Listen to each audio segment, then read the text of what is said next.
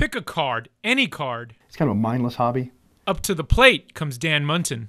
Typically, you'll find him in like museums. Throw him a curveball, and he'll probably counter with a homer. My Jackie Robinson rookie card, which Jackie Robinson was the one that broke the color barrier. He was the first African-American player to play in the big leagues. Yeah, I feel like that's the holy grail. Yeah, it is. It's a hard one to get, yeah. A walk-off Grand Slam baseball card collection. Secondary cards are the Babe Ruth cards. So these are some 1920s two cards. of them. I actually have 5 of them total. Five Babe Ruth cards. Ty Cobb, Mickey Mantle, Lou Gehrig. A stand-up triple. Listen to the story of when Charlie Hustle, Pete Rose, visited Abilene. Dan was his tour guide for the day. And so Matt knew that I loved baseball, so we went out and took him out to the base, Dyess Air Force Base, and he was kind enough to sign this baseball that says, "I'm sorry, I bet on baseball, Pete Rose." And it was a black ball because, you know, he's been blackballed from the Hall of Fame. Wherever you stand with Pete Rose, that's definitely a keepsake. This isn't your typical shoebox baseball card collection. You know, I started collecting baseball cards when I was back in, when I actually, from the time I was 5 and on, my brothers and I started collecting.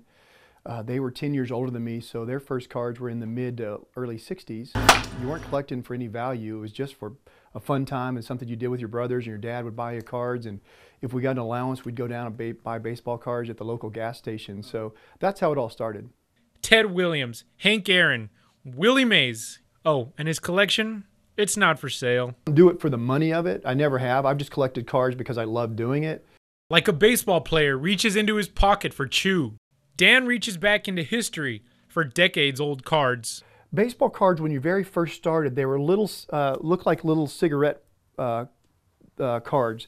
These are what the early cards look like right here. Some of the very first baseball cards ever, and they're called tobacco cards. Dan went to and played baseball at Hardin-Simmons, a passionate alumni. This is what you call an inside-the-park home run. This card is from 1919. It's a Hardin-Simmons University baseball player. How about that? Several from the big country have made it to the big leagues. There are some Abilenians, some people from the big country who have baseball cards. Bill Gilbreth played for the Tigers, has a baseball card. Dave Johnson, who played for the Orioles, has baseball cards. Dan likes to tell stories through his collection. He just likes to talk baseball with friends. And after he's rounded first base, second base, and third base, it's nice to come home safe. I've always enjoyed collecting, man. It's just one of those things. And plus, you know, after a long day at work, coming up in your baseball card room is kind of just relaxing. For Fox 15 Sports, I'm Luis Barrio. So he won't find that very often.